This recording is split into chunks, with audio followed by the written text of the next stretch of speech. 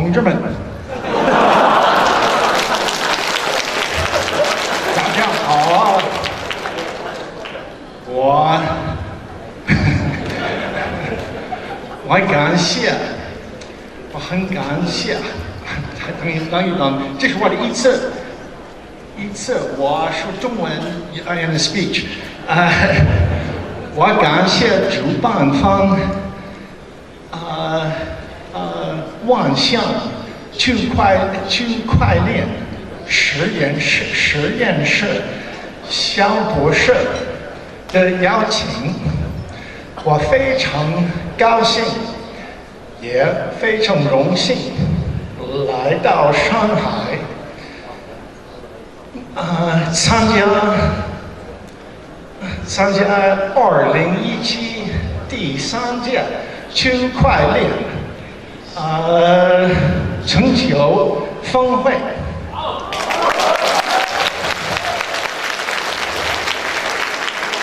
新经济破晓，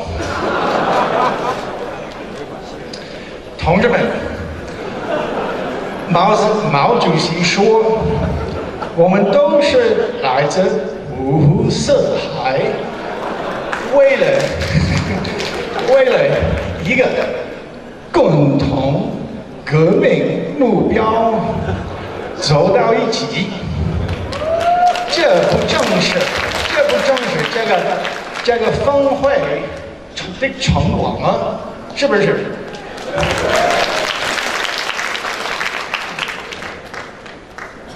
你们可能对不起，你们可能不知道，我对中国充满很深的感谢。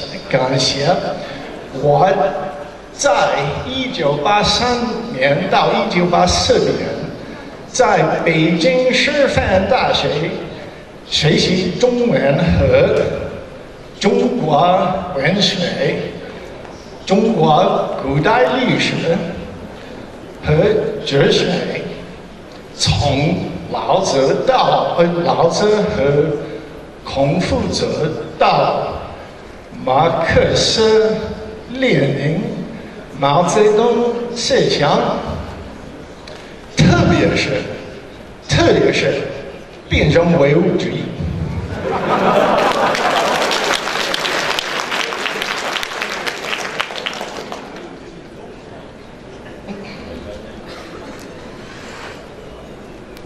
我的父亲 John Byrne 和巴菲特是好朋友，他们共同创造了一家很成功的美国保险公司。我的父亲1984年，我的父母来中国看我，我的父亲很欣赏共产党人的走群众路线和反对官僚主义。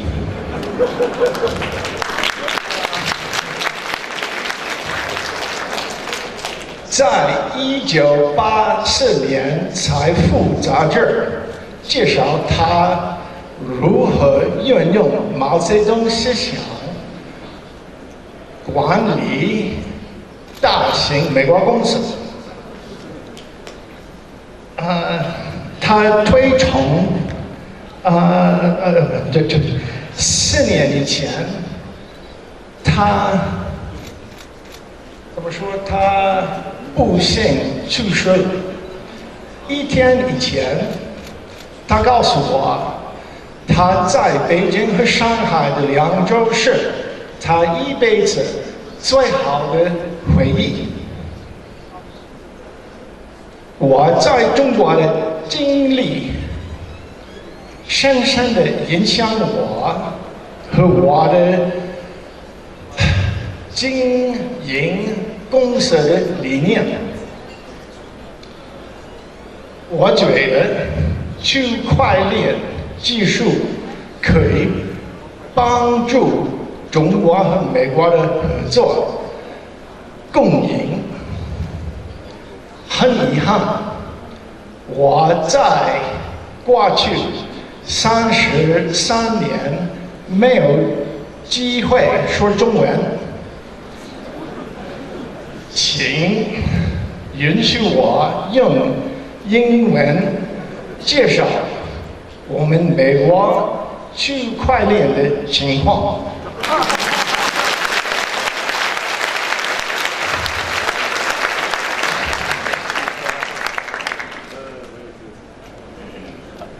我是谁啊？ This is Wired magazine, the magazine of Silicon Valley. It calls me the Overstock CEO, the scourge of Wall Street. And the 我不知道中文怎么说 scourge， 但是很凶、很厉害的人是 scourge. And the Bitcoin Messiah. I'm going to, you've asked a philosopher. I used to be a professor of philosophy. And when you ask a philosopher to speak, you get a lot of philosophy. And I want to talk a little bit of philosophy. This is a book by an American intellectual named Fukuyama. It's called Trust. Trust is the name of the book in English. And it was written about 25 years ago. And he says that the fundamental distinction among societies is to look at how they handle the issue of trust.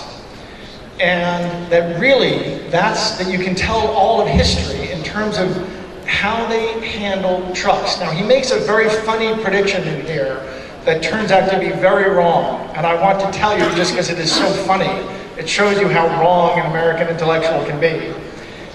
He says that the reason China will never develop and catch with the West. Now remember, this was 25 years ago.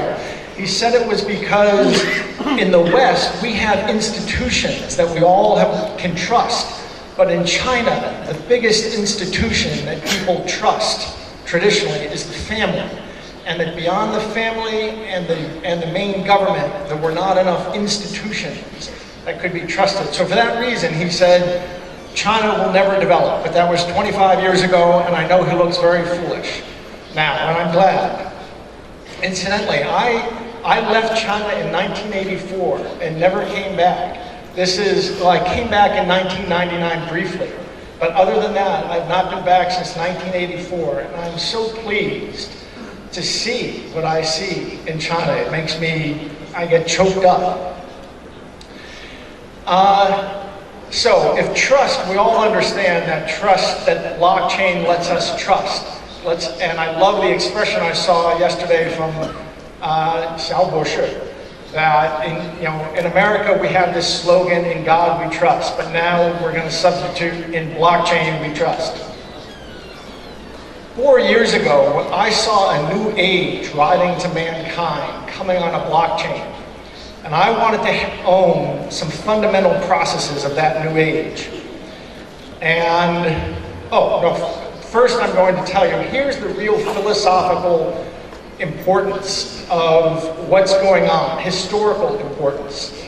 And that is, for 6,000 years, we humans have had a problem when we want to engage in consensual exchange.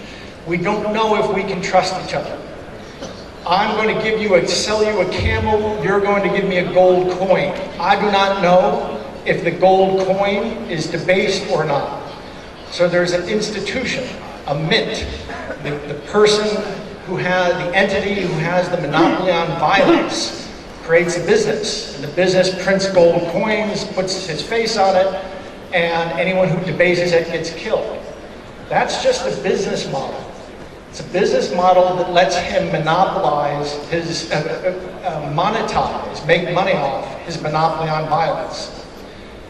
Now that happens to be called government, but there are many business models that are businesses that have the same model.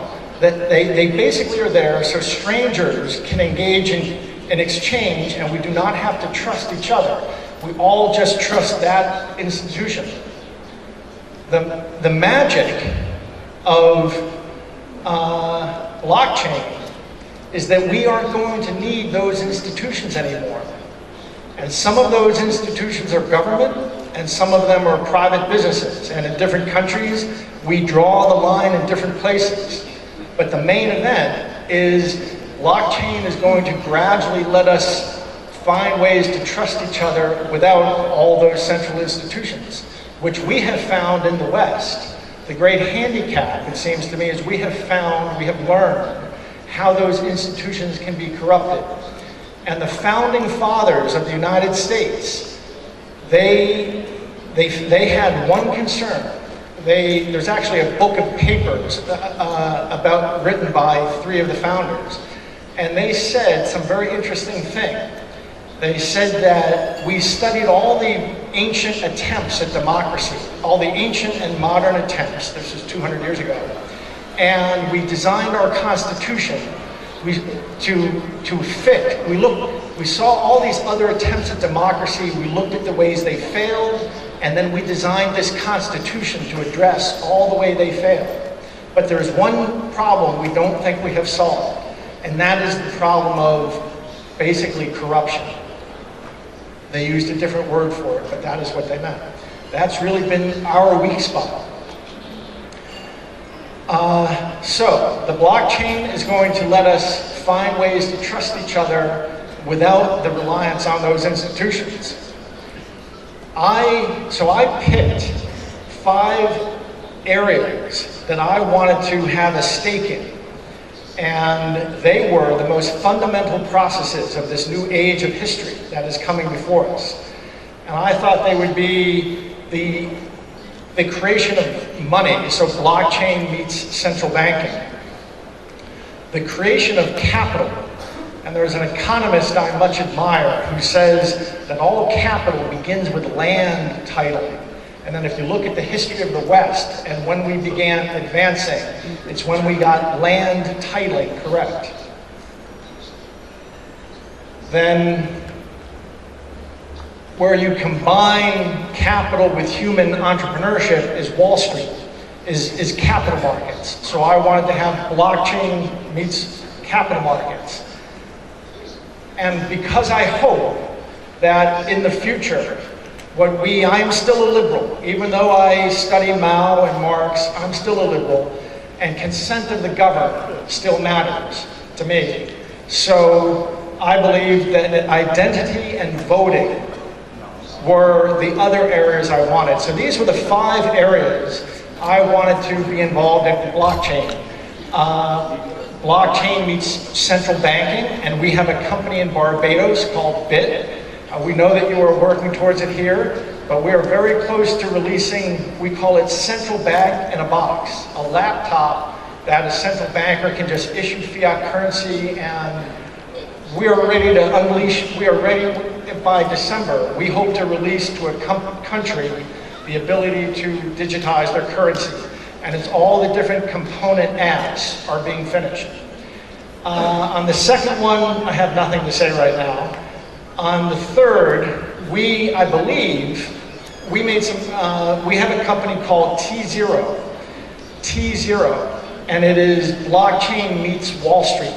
And at least in the West, it is the most advanced company in the application of blockchain to Wall Street.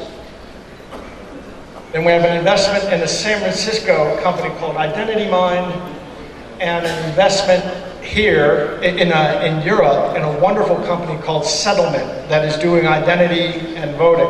In fact, the CEO of Settlement is here, and it's also very, very advanced. So I don't have time to tell you about all of these, but I want to tell you about some work we are doing in one of these. In fact, and that's T0. And I'm just going to tell you about one little piece of what we're doing in T0. I'm going to show you a piece of paper that cost me $30 million to get. People who are familiar with the US capital market have heard about 12 years ago, I got into a very public fight with Wall Street. I'm a public company CEO since 2002, And when you're a public company CEO, you're out there in the mix. You're meeting with regulators and bankers and hedge funds and journalists. And I very quickly, from 2002 to 2004, realized how corrupt the American capital market was. And I realized that because I was asked to take part.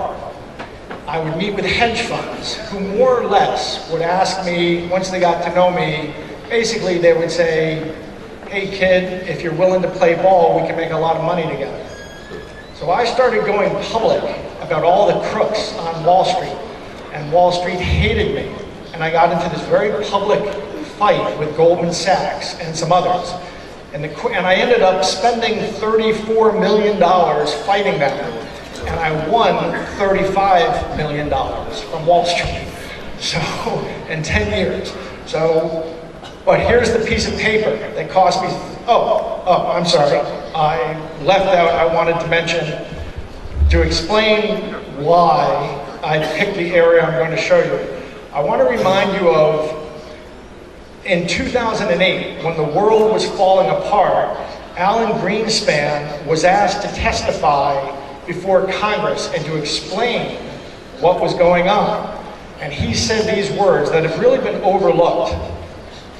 There are additional regulatory changes that this breakdown of the central pillar of competitive markets requires in order to return to stability, particularly in the areas of fraud, settlement, and securitization.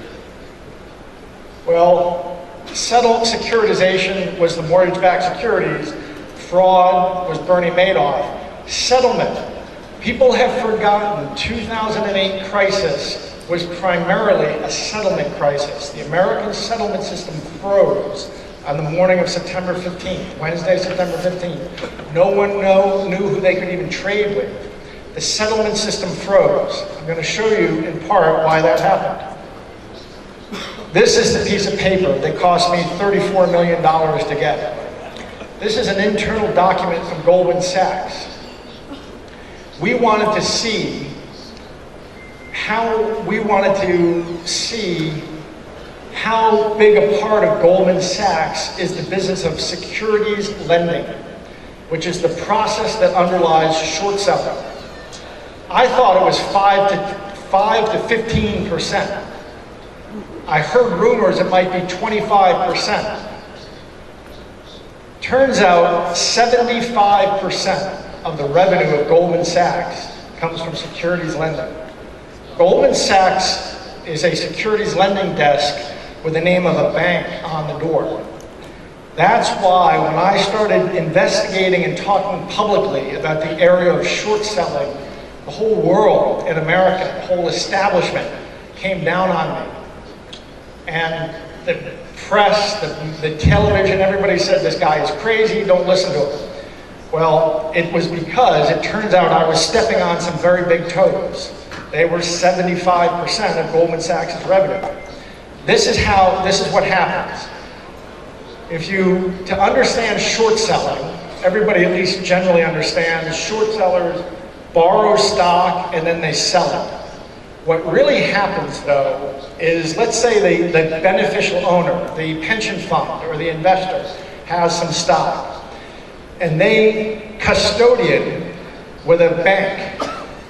That bank finds a short seller and says, okay, we have given you a locate on the stock, and let's say you pay us $20, for example. They don't actually loan the stock, they just give them a locate. They tell them, yes, you have located the stock, you can go ahead and short sell it. Well, there's very, very little, there was 10 years ago, very, very little to prevent that bank from saying, gee, that's pretty good, I'll just go and tell other short sellers. When I find this one who will pay me $20, I will just find other short sellers and tell them they have locates too and collect $20 from each of them. Believe it or not, there was very little in the marketplace that kept them from doing this. And then these short sellers, because they all go and sell into the marketplace, there ends up being more stock being sold than there is stock. And that is why, in 2008, Alan Greenspan was explaining settlement is one of the core pieces of this crisis. That's been wiped out of history in the United States. We don't remember it, but that was a key part of what happened. And it is because that whole system was so sloppy. So we have created a blockchain solution. It worked. We released it into the market 5 weeks ago. Works like this. T0 takes that stock and we run an auction. And we auction it off. Now, I used to work for Mr. Buffett. And Mr. Buffett taught me when I was I ran a group of his companies. And he taught me when I was much younger. And he taught me that the reason Wall Street likes things being traded over the counter rather than on exchanges. Over the counter means the short sellers calling 2 or 3 people and just asking for a quote. They like that because when things become exchange traded, about 80% of the profit margin goes away for the bank. Well, we now have a system where the short seller, where the person who owns the stock, we get the stock, we run an overnight auction, and we auction a digital locate receipt.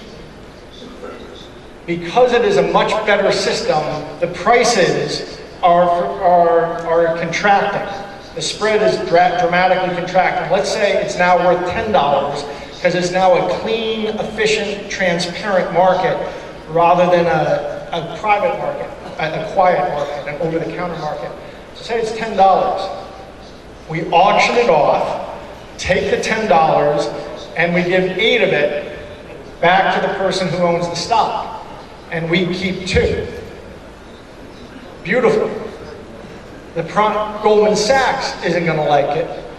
In the last 2 weeks, we've had 8,000 people sign up for this. And we have been provided 120, we were hoping for $1 billion worth of securities to lend. That's what we were hoping for. We think we can make 1% on everything we are given. Well, we got our first file a couple days ago, 10 days ago. We have $120 billion worth of securities we're going to be lending. And we think it will quickly be, it may be $500 billion worth of securities. So I do not think Goldman Sachs is going to start liking me any more than they did 10 years ago. Because we are going after that piece of their business that is 75% of their revenue. And the whole market is waiting, is loving for this to happen. There's a major story being written about this in a major American newspaper right now. So that's what we're doing in T0. We hope that we can disrupt groups like Goldman Sachs that I see as a predator on America, on American capital markets. And that brings us to the final point. As we build out these blockchain systems, it's not only that they replace the institutions that we have relied on for 6,000 years to create trust among us. That means that there's going to be a lot less for us to fight about. It's going to be a lot less for different people to disagree about.